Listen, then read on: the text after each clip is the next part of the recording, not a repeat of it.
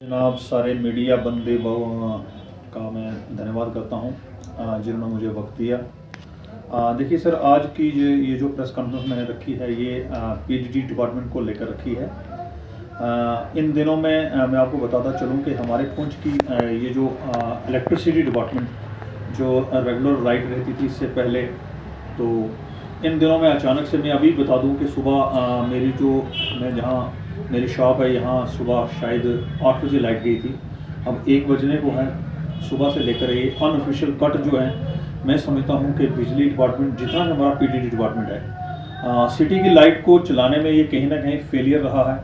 देखिए कि इन दिनों में एक तो बहुत ज़्यादा सर्दी बढ़ रही है। हमारे जितने भी दुकानदार भाई, हमारा जितना भी व्यापार होता है, तकरीबन गांव से जो हमारा खरीदार आते हैं वो सिटी में आते हैं, और यहाँ का जितनी भी शॉप्स हैं इनके ऊपर लाइट का होना बहुत बड़ा ज़रूरी रहता है। क्योंकि अगर एक शॉपकीपर अपनी दुकान पे नहीं रहेगा तो मैं समझता हूँ उसका काम नहीं होगा।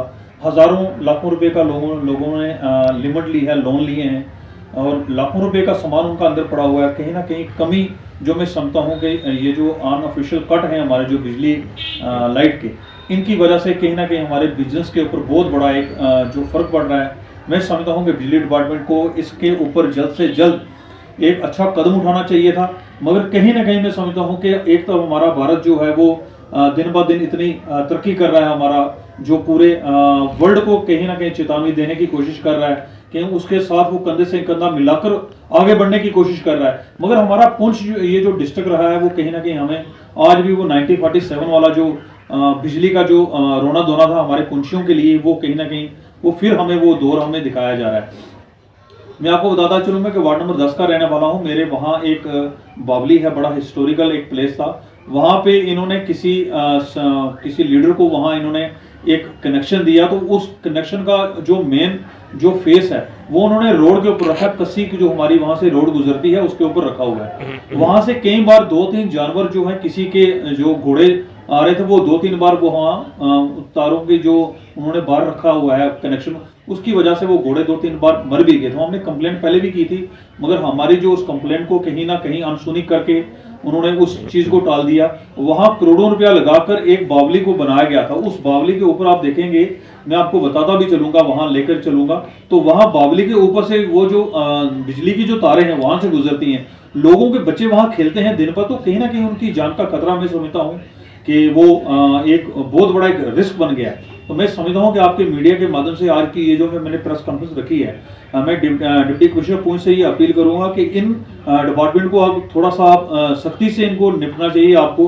क्योंकि ये जो डिपार्टमेंट है हमारी दिन की जरूरियात जो रहती हैं, हमारी बिजली एक बहुत बड़ी, लाइट पानी जो है, ये जो है हर आदमी को अपना लाइट नहीं होगा तो उसका इन्वर्टर चार्ज नहीं होता है। इन्वर्टर चार्ज नहीं होता तो वो दुकानदारी क्या करेगा, अपना बिजनेस कैसे करेगा। करोड़ों रुपए का अगर वो लोन उठाकर अगर उसने रखा है तो वो कैसे उसको दे पाएगा। मैं फिर एक बार आपके मीडिया के माध्यम से डिप्टी कमिश्नर से जरूर ये अपील करूंगा और कहूंगा कि इन डिपार्टमेंट को आप बुलाएं। अगर कहीं कोई कमी रह गई है, रास्ते में अगर कट होता है, तो संडे वाला दिन आप एक जरूर रखें जिसमें आप उस चीज को ठीक करें। ये नहीं कि अनऑफिशियली कट, रात को भी कट, दिन को भी कट, पूरे दिन में 24 घंटे में 12 घंटे 13 घंटे तो उनके कट हो जाते हैं। तो कहीं ना कहीं हमें बिजली डिपार्टमेंट की वजह से बहुत बड़ी परेशानी आ रही है। आगे हमारा कल का एक दिन बहुत बड़ा हिस्टोरिकल दिन गया जब राम मंदिर का नींव रखी गई, तो कल भी बिजली की कहीं ना कहीं हमें कमी रही।